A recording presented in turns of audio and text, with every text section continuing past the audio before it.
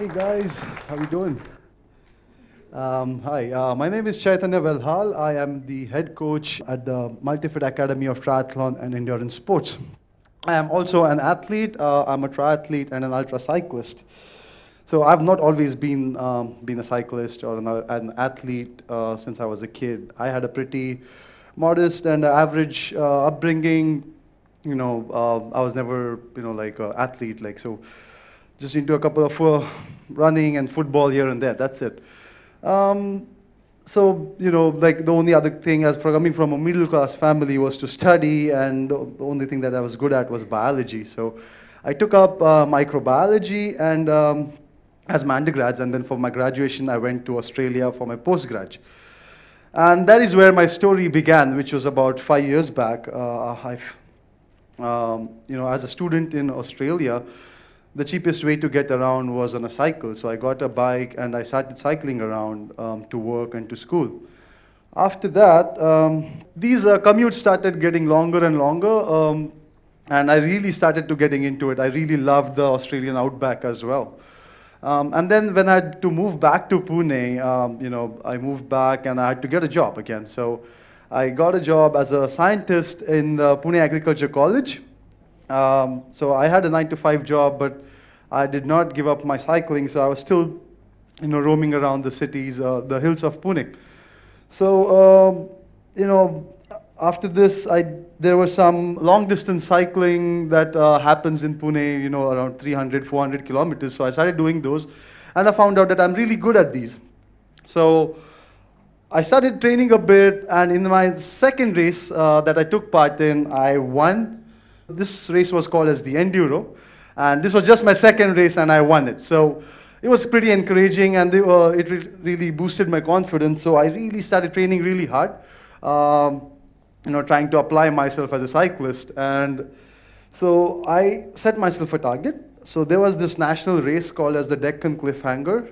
It's a 700-kilometer race, starting from Pune and ending in Goa. So I set that as a target, and all this was I was still working on a 9-to-5 job, right? So there was this time when these words clashed. Okay, I could not do both. My work got in the way of my cycling, and vice versa. So then I just decided that I was getting very frustrated. So I just decided to quit my job. No backup, nothing. I just quit and started racing and preparing for this huge race, national race. Started as an underdog, and with 3 months of training, I won the Deccan Cliffhanger. So it was, I had a lot to prove, because I quit a job, everyone was against me. I had to prove that all this hard work to something. So it did amount to something, but this was where it all began, actually. So after this, my really life as an athlete started, as a cyclist in India. It's very hard to find sponsorships. I was funding everything from my own pocket.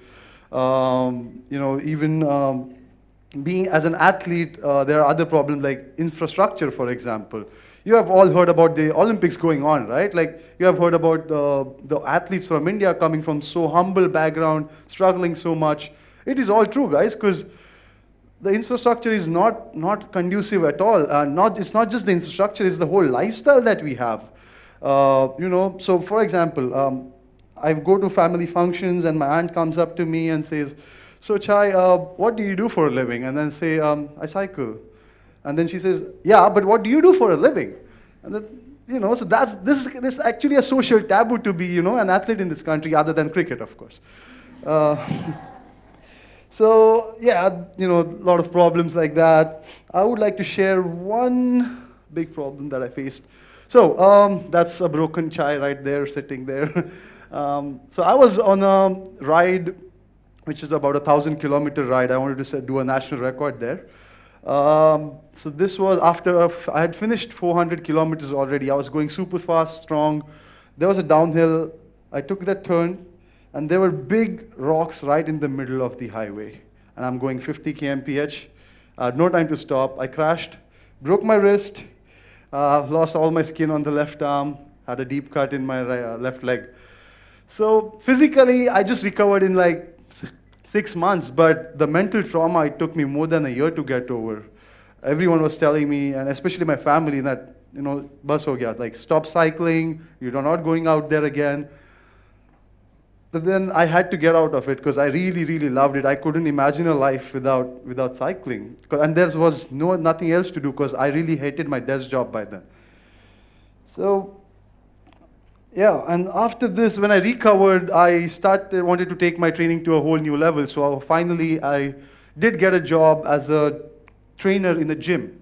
Okay, so money started to come in. I could afford to hire a coach. That's my German coach in the blue jacket there. And with his help, I took my training to a whole new level. He showed me a very disciplined approach.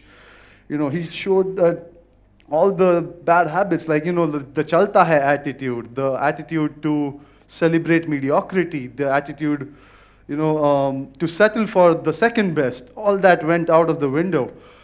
And so the year after that, I raced for the national race, the DC again, and this guy in blue was my competitor in that. And he was the only guy to beat me. All other Indians could not even touch me, so my record as an Indian still stands. So yeah, so that was crazy. And when I won this, the Deccan Cliffhanger, I had actually qualified for the world's biggest ultra cycling event, the most toughest race in the world, which is called as the Race Across America. So this is a race from the west coast of the United States to the east, which is 5,000 kilometers long. And you have to do it within 12 days, which is about 500 kilometers every day. Okay, so I have been planning and preparing myself since 2 years. I plan to do it next year in June 2017. Okay, that is the amount of dedication I'm putting in, a 3-year project. It's a lot. So I went to crew for Canadian pro cyclist Joan Deitchman. She's the lady in green here. So I was her crew, which means I helped her with her nutrition, driving the car, besides running behind her, helping her out cycle. I learned a lot about the race myself there. So now everyone asks me, how do I do this? Doesn't it hurt? How do you just get up so early in the mornings? How do you do it? So for those who don't know what early mornings looks like, so just have a look. That's me, by the way. Yeah, so this actually, for me, it's not hurt, it's not pain. I'm actually addicted to this. I want that, it's my high. Okay, when you love something so much, I just do it. It happens to me, right? It's like eating and breathing. So it's not much of an effort. So that is one great thing that I've found about myself. Now, when I train, it is not just about getting physically stronger, okay? You think that being an athlete, yes, there's a physical aspect to it. But great athletes, they do not just train their body, but it's also about training your mind. So this is actually a race video. Just have a look. When you do so, you pizza. So here I'm trying to keep my lead, trying to get away from the guy beside me who was trying to overtake me. I'm in my red zone, I'm in pain. So right now, yes, my body is keeping me there, but what's actually preventing me from quitting is my mind. Okay? So the human mind has evolved to take take shortcuts, to take the easier way. An untrained mind would want to quit on the first day of training or the first half of the race. So that is what I do in training. I just keep stealing my mind, keep telling it that you got to take more pain. You got to take more pain. There's no option to quit. Okay, so that is what is all happening. It's all about mental toughness and training your mental abilities. So that's one big aspect. The other aspect is the planning. Now, as an athlete, I have to plan like 1 year in advance. I have to plan my on-season, my off-season, a whole year ahead of me. The weather conditions, which are so extreme in India, you can't just really go out when it's raining so bad. The roads are really bad. So all this I have to plan. Then a lot of my races are either abroad or I have to go travel across India, and I just can't, forget a lot of most of my accessory. I have to take it off. So that requires a lot of planning. Then this planning actually has to into the everyday life of the athlete. For example, my routine looks like, I wake up at 4:30 in the morning, eat my breakfast, sleep again, then wake up after half an hour. I go out cycling, come back after 2 to 3 hours, eat, sleep again, wake up, work, eat, sleep, train, eat, sleep. Okay, so when you are on this kind of a schedule, there's very, very little time for your, for your family, for your friends. So everything is like sitting on a very precarious position. So you got to maintain all of this, and so for that you need to plan. If one thing slides out of order, it all slides into chaos, and your performance just, goes down. Now, I would like to share you one of my little snippets of my race. This is an actual race called the Desert 500. It is a desert across the Thar Desert of Rajasthan, a 700-kilometer race. And I was the only guy to finish it. And the thing was like, this is to explain about the mental training that I was doing. In the last 60 kilometers, I had only 2 hours to go. That is what my crew told me. So I just push and push and push. It was really hard. I wanted to quit. And then I finally did manage to finish. And then my crew tells me that I actually had 2.5 hours. And I managed to finish the race half an hour to spare. So, if they had told me I had 2.5 hours, then I would have gotten more easier on myself. Okay, it's just how your mind works. If there's a pressure, if there's something, that fear that was playing me actually took me across the line. So it's all, again, mind over matter. So have a look at the video.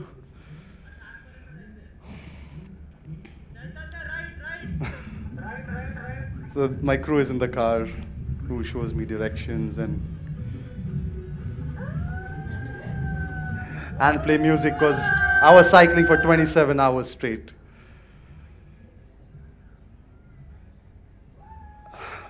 Right there, that was the point where I broke down, a grown man crying right there.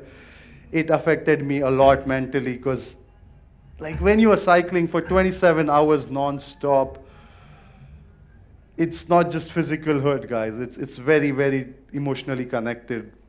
So you have to be trained mentally and physically. Thank you. Thank you. Now, so, this cycling community and the racing community and my coach, my teammates, I have gathered a lot of my knowledge from these guys, from my races, all of my experiences. I have learned so much. Now, I've also seen a lot of these guys try to keep everything to themselves. They don't share their experiences. They don't tell about their strategies. But just the way that I'm in front of you right now sharing my stories, I have been sharing my stories right from the start on my blog.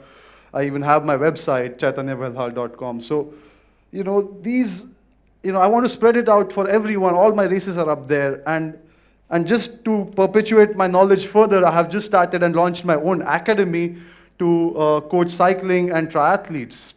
So that was another big step for me, which was from the beginning to be one of the best coaches in India. Now, I would like to tell you about the most recent race that I just did, which was called the Ironman. My first international race happened in Zurich, Switzerland.